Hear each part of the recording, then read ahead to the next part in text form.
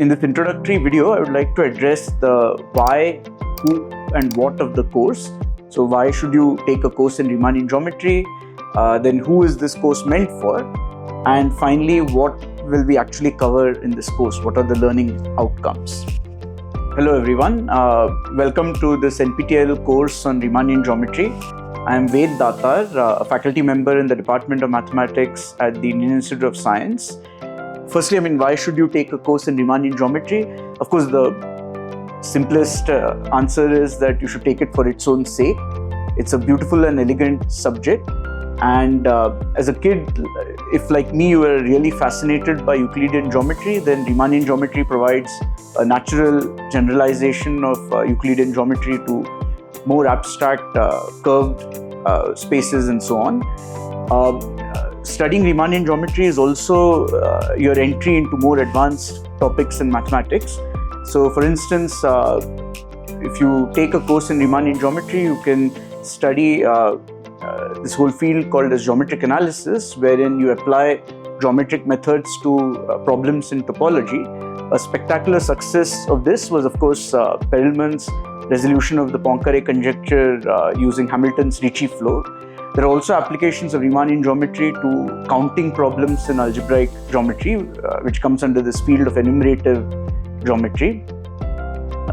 If you study Riemannian geometry, you can the other areas that you can work in are things like scalar geometry, which is my own area of research, or gauge theory, or symplectic geometry, and so on.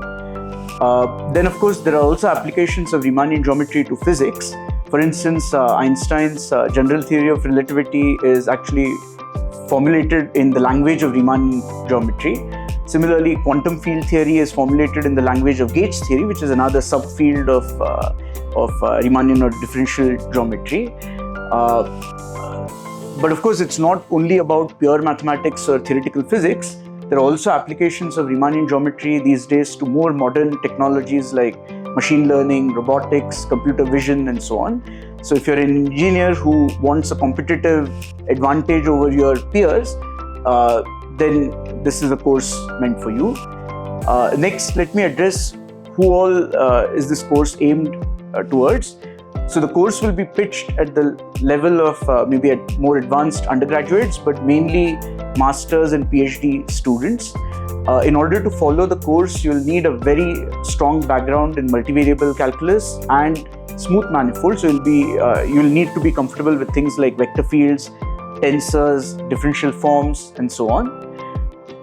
Then of course, this course is meant for you if you want to pursue a career in mathematics. But as I said, also if you're a physicist or an engineer who would like a competitive advantage over your peers, then this course is meant for you.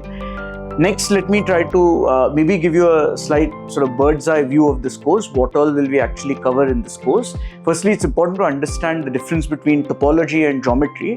Topology is the study of shapes where one is allowed to deform and stretch your space, whereas Riemannian geometry is much more rigid. The main concepts involve measuring distances, lengths, and so on. So one cannot stretch and deform the shape, the space that you're working on arbitrarily. Some of the main object that we'll introduce in this course is, of course, that the notion of a Riemannian metric. This one single notion lets you calculate what distances are, what lengths of curves are, what are angles between vectors, what is meant by parallel displacement of vectors, and so on. So basically all the notions, all the basic notions of Euclidean geometry, they can be generalized to abstract manifolds as long as one introduces this important notion of a Riemannian metric.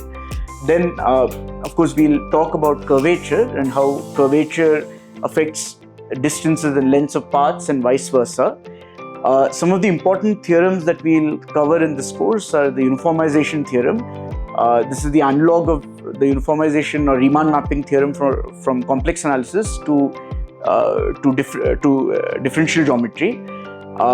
Next, we'll also study a theorem called as Gauss-Bonnet theorem, which is essentially a generalization of the sum angle property that we learn about in high school.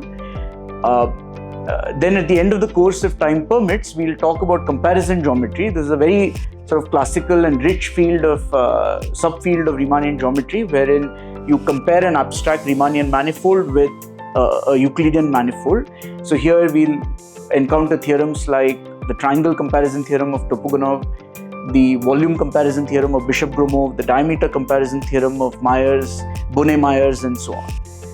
So I hope this has now piqued your interest in the course, and I hope to see and interact with all of you during the course. Yeah, thank you for your interest.